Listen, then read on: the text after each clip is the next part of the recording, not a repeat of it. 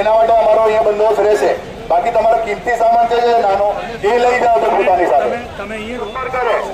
નગરપાલિકા દ્વારા આપની વ્યવસ્થા કરવામાં આવશે વાડીમાં, એટલે જેને કોની પાસે રહેવાની અને જમવાની વ્યવસ્થા ના હોય એ આપણે આ સરકારી ગાડી પાસે આવી જાય, મોબાઈલ પાસે વાડીમાં તમારી રહેવાની વ્યવસ્થા અને જમવાની વ્યવસ્થા કરવામાં આવશે, નગરપાલિકા દ્વારા કરવામાં આવી છે।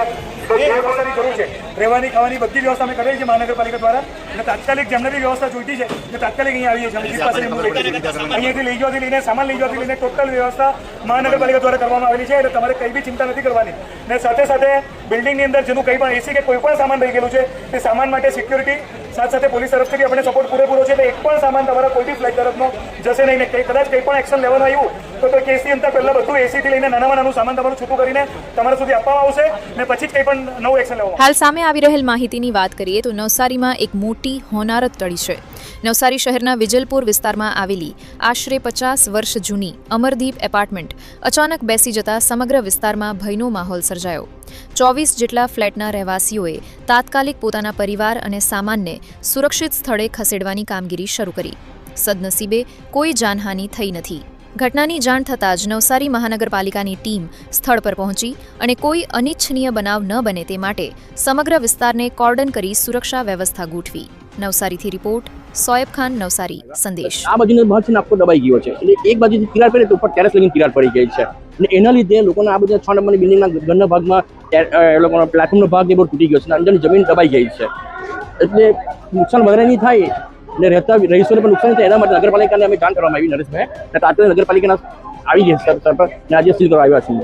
પહેલા અમને જાણ થઈ કે અહીંયાના પાયા દબાયા છે, ત્યારે પછી અમે આવીને જોયું, મેં મારા ઓપરેટર નરેશભાઈ પણ સાથે હતા, અમે જોયું કે ખરેખર ખાલી કરવા જેવું લાગે છે, તિરાડો વધી ગઈ હતી, પોપડા પડવા માંડ્યા હતા। અમે તાત્કાલિક નગરપાલિકાની ફાયરની ટીમને બોલાવી અને 24 ફ્લેટ વાળાના લગભગ 100 જણ જેટલા રહે છે એ લોકોને તાત્કાલિક ખાલી કરવા માટે જિગ્નેશ પ્રજાપતિ। જિગ્નેશભાઈ શું બનાવ બન્યું? મકાન દબાઈ ગયું છે અચાનક, અમે મકાન ખાલી કરતા છીએ બધે। એ તો ખબર નહીં કેવી રીતે વધારે વરસાદના કારણે બેસી ગયા। કેટલા વર્ષનું? 40 વર્ષનું છે। નવસારી મહાનગરપાલિકા વોર્ડ નંબર 8 માં અમરદીપ એપાર્ટમેન્ટ 6 નંબરનું એપાર્ટમેન્ટ છે। બહુ જૂનો જર્જરિત એપાર્ટમેન્ટ છે, લગભગ 50 થી 60 વર્ષ થયા હતા એ એપાર્ટમેન્ટને। નગરપાલિકાની નોટિસ પણ અવારનવાર આપી છે, પણ અત્યાર સુધી એ લોકોએ કોઈ એનો મગજ ઉપર લીધું નહીં હતું। આજે 1 કલાક પહેલા મારી પર ફોન આવ્યો કે નરેશભાઈ અમારા એપાર્ટમેન્ટમાં દિવાલ દબાતી લાગે છે અને તિરાડ પણ આવી ગઈ છે। હું ફટાફટ દોડીને અહીં આવ્યો, મારા સાથી કોર્પોરેટર પણ અહીંયા દોડીને આવ્યા, નીતુબેન ઉર્વેશભાઈ। મેં જોયું તો ખૂબ જ રિસ્કી હતું, જાનહાનિ થાય એવું કામ હતું। મેં આવીને ફટાફટ ફાયર સ્ટેશનમાં ફોન કરવાનો, ફાયરની ટીમ બોલાવી અને વોર્ડના જે કાર્યકર્તાઓ હતા એ લોકોને બોલાવ્યા કે ભાઈ આ જનતાને કોઈ જાનહાનિ ન થાય એના માટે અહીંયા આપ સેફટી કરવાનું, બધા બહાર કાઢો, એનો સામાન પણ ખરાબ ન થાય, કોઈ નુકસાન ન થાય એના માટે આપણે શિફ્ટિંગ કરવાનું છે। બધા એકદમ આર્મી મેનની જેમ બધા લાગી ગયા, બધાને બહાર કાઢ્યા, એનો સામાન પણ બહાર કાઢી દીધો છે, કોઈ જાનહાનિ નથી। પણ નવસારીની જનતાને મારી ખાસ એક અપીલ છે કે આગળ નગરપાલિકાએ પણ જેટલા જર્જરિત એપાર્ટમેન્ટ હતા એ લોકોને નોટિસ આપી છે, ઘણા એપાર્ટમેન્ટોને મહાનગરપાલિકાએ પણ નોટિસ આપી છે, પણ જનતા એના મગજ ઉપર લેતી નથી। સરકારી તંત્ર કોઈ કોઈનો દુશ્મન નથી, કોઈ કોઈનું ઘર ખાલી કરાવવા માંગતું નથી, પણ આપના પરિવારના હિત માટે, આપના હિત માટે આપણે નોટિસ આપી હોય છે તો એ નોટિસનું પાલન કરી અને વહેલામાં વહેલી તકે આપણે સ્થળાંતર થવા માટે, શિફ્ટિંગ કરવા માટે મારી નમ્ર વિનંતી છે। તો આપ સેફ રહેશો ને આપણો પરિવાર પણ સેફ રહેશે। મહાનગરપાલિકાની અમારી ટીમો, ખાસ કરીને કોર્પોરેટરશ્રીઓ, ચેરમેનશ્રીઓ, અમે બી વિસ્તારમાં જગ્યા પર આવી ગયા છે।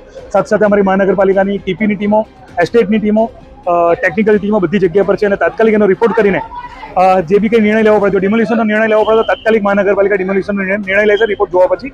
અને હાલમાં વૈકલ્પિક વ્યવસ્થા માટે જે બધાને શિફ્ટ કરવાના છે, કે જેમને કંઈ ફૂડની કે કેવી વ્યવસ્થા કરવાની છે, એમાં અહીંયાના આજુબાજુના વિસ્તારના સ્વયંભૂ લોકો બી મદદ કરે છે, અને સાથે સાથે અમારી ટીમ બી એ જગ્યા પર કામ કરે છે।